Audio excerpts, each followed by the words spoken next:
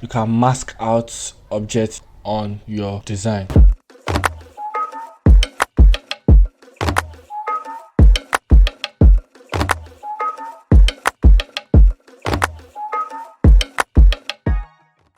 So now I have these two elements. One is a circle, which is my brand element, and then the other one is like this type of like feather kind of thing.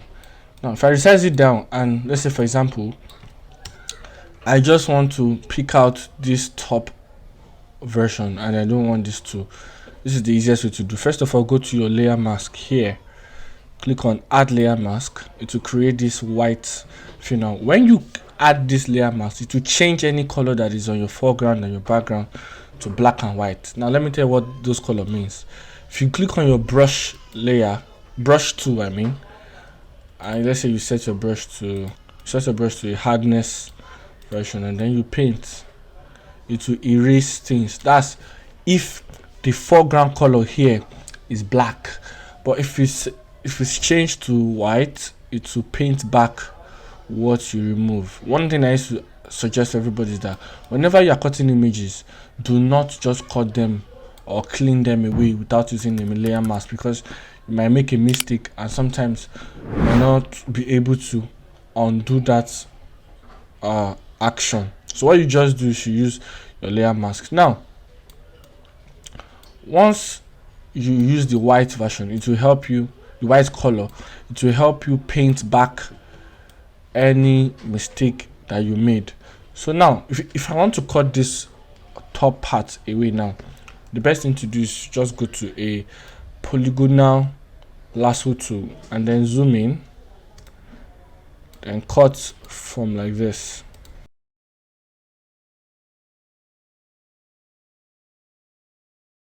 And then zoom out, right click and click on select inverse.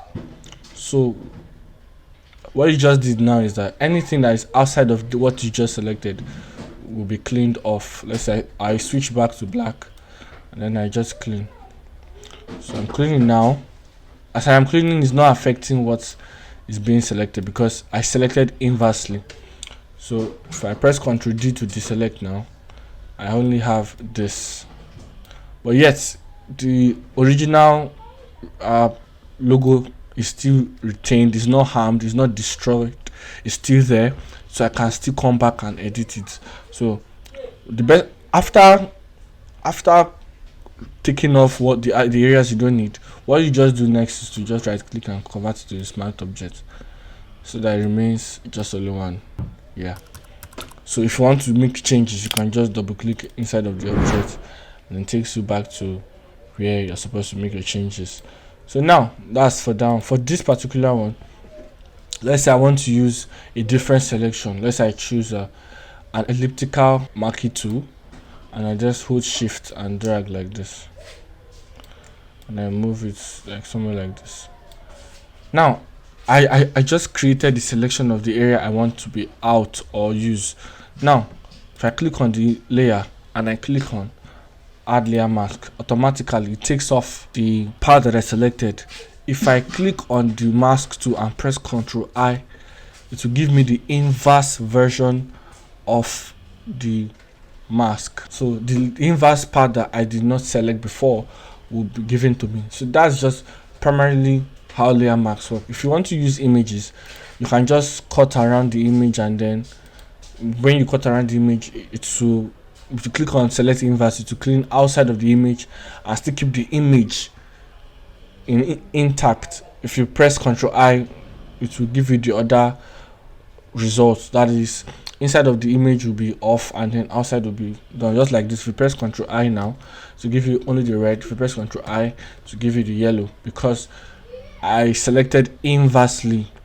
That's just primarily how you can use the layer mask tool. It's just a way of making adjustments to a layer without destroying the layer.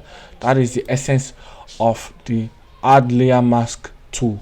Also, if you want to make some changes, you can then do anything you want to do and come back to it. It's just like how we have the smart object. The smart object helps you to make changes and still retain that layer when you can edit it again. So that's basically how you can use the layer mask. If you enjoyed this video, please hit the like button, make sure to subscribe to my channel, and I'll catch you guys in the very next one. Peace.